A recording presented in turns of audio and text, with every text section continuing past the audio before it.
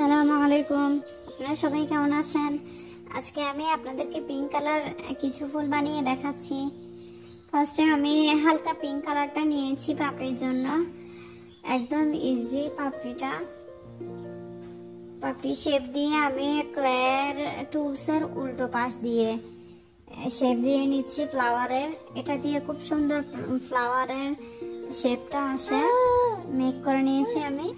দেন এখন একটা স্টিক নিয়ে নিয়েছি, আমি স্টিকে একটু ক্লে দিয়ে নিয়েছি যেন আমি সেটার উপর পাপড়িগুলা লাগাতে পারি। আমি এখন ছোট্ট ছোট্ট পাপড়িগুলো অ্যাটাচ করে নিচ্ছি, একদম ছোট।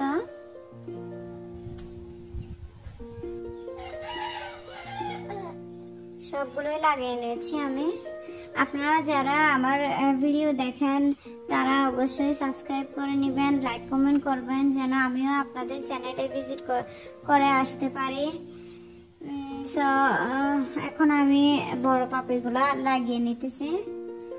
আমি হালকা পিঙ্কের সাথে একটু সামান্য পিঙ্ক কালার অ্যাড করে ক্লেগুলো মিক্স করে নিয়েছিলাম কিছু পাপড়িতে, যেন একটা সুন্দর লুক আসে পিঙ্ক টাইপ।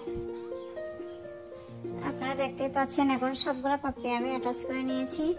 যারা আমার ফেসবুক পেজ থেকে দেখতেছেন অবশ্যই ফেসবুক পেজটা ফলো দিয়ে রাখবেন যেন আপনাদের সুন্দর সুন্দর ভিডিও উপহার দিতে পারি।